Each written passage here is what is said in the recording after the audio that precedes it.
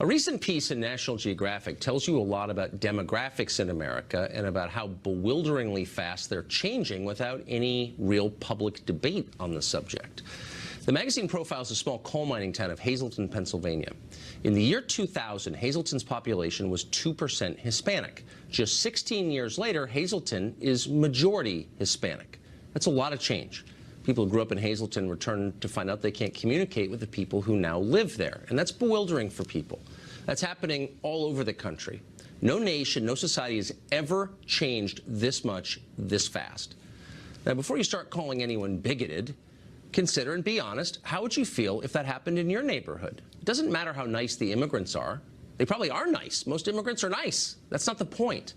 The point is, this is more change than human beings are designed to digest. This pace of change makes societies volatile, really volatile, just as ours has become volatile. And notice where this change is not happening. Any place our leaders live. They caused all of this with their reckless immigration policies, and yet their own neighborhoods are basically unchanged. They look like it's 1960. No demographic change at all in their zip codes.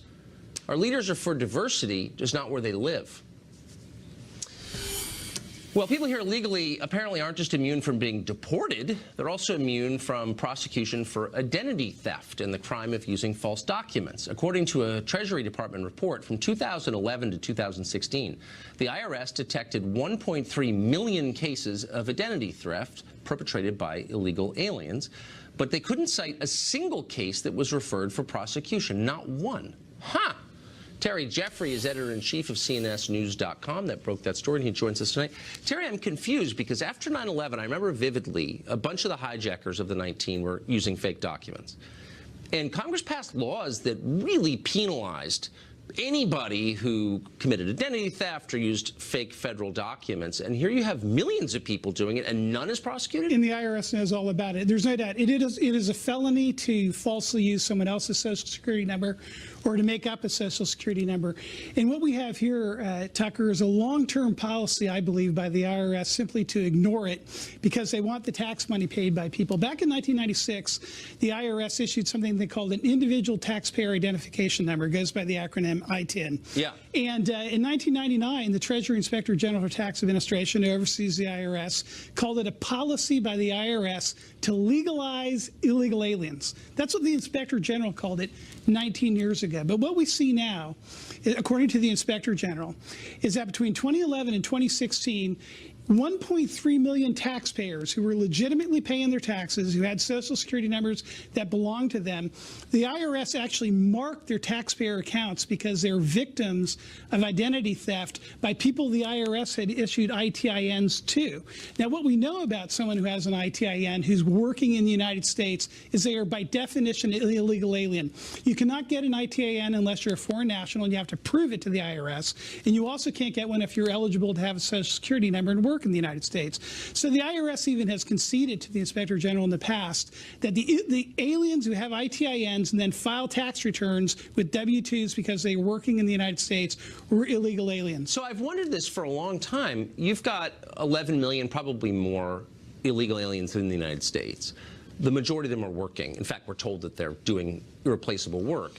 By definition, if you're here illegally and working, you're using fake federal documents. By definition. Yeah, there is. But why is that not a threat to our national security? Well, it is. There's no doubt about it. And as you said, I mean, if you go back, there was a staff report actually done by the 9/11 Commission, where they talked about the how, in fact, the people who were involved in the 9/11 attack exploited some of the things that illegal aliens do to create an identity in the United States in order to create an identity for themselves. But there is a little bit of a black market where illegal aliens are working in the United States. They're getting paid under the table. Of course they are. That's right. I mean, if you go pick them up the back of a truck in the Walmart parking lot, for sure. Right. There's 11 million people. Yes. So I think it's fair to say that millions of them, and we know that because they're working in chicken plants and hog farms, and you know what I mean? Yes. They're working for legitimate employers. So does this mean, and no one's doing do anything about it. Yes. So can I use fake federal No, documents? you'd be committing a felony, and I think they'd go after Tucker Carlson. You're right, Tucker. There's actually two groups here. There's this group that have these ITINs where they've actually gone to the IRS. They've proven I'm an alien. I'm not eligible for a Social Security number. Give me the ITIN. And then go out and work using someone else's Social Security number. That's these cases that the Inspector General talked about. But there's another case, and the Social Security Administration has what they call the earnings suspense file.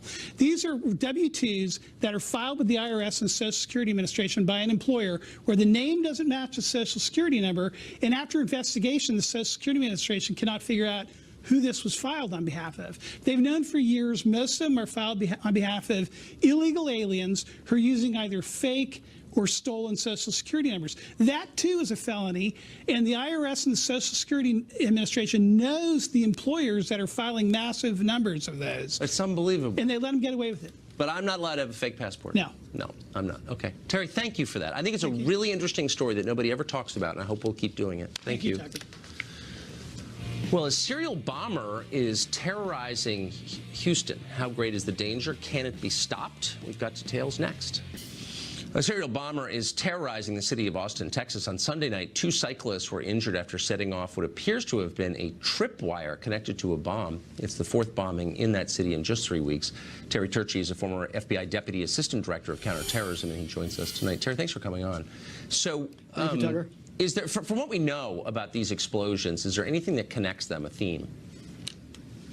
Well, I don't think we know of a theme that connects them. Right now, the best information, Tucker, we're going to have is the forensics aspect of them. That's what's going to help us, at least in these initial days, to try to put all of this together, because the people at the lab, ATF lab, the police lab, the FBI's lab, are going to be able to look at every little aspect of crime debris, of things found at crime scenes, and everything from switches in bombs to the explosive main charges to the way the containment vessels were designed.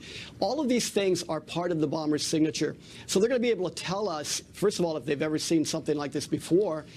Even, for example, you talk about tripwires. So one of the things that tripwires conjures up is the idea of somebody maybe from the military, or maybe someone who was part of some guerrilla movement, guerrilla warfare movement at some point in time. They can go back and make some educated guesses of the person's skills and talents and where they picked them up from looking at the way the bomb was assembled, and then we go from there. But you just can't underestimate, particularly now that we've only had, and I say only, it's very sad and tragic, but that's not a lot of bombings to be able to tell a lot yet, although the lab can tell a great deal from the forensics. Huh. So there was early speculation, reckless speculation by the press that these were racially motivated, which obviously would be the last thing this country needs. Now it looks like the victims were black, white, Hispanic, so there's no obvious racial pattern here. Again, thank heaven. But can you think, are there other motives that come immediately to mind? Well, I'm glad you asked that, because here's what I learned from Unabomb and from the Olympic bombing, Tucker. Even in leading the task forces there, we tried to stay away from motive. Now, motive is important if you may have a name, but when you're trying to get on the trail to identify a subject, you can absolutely find yourself definitely in the swamp. And think back, just a couple of examples.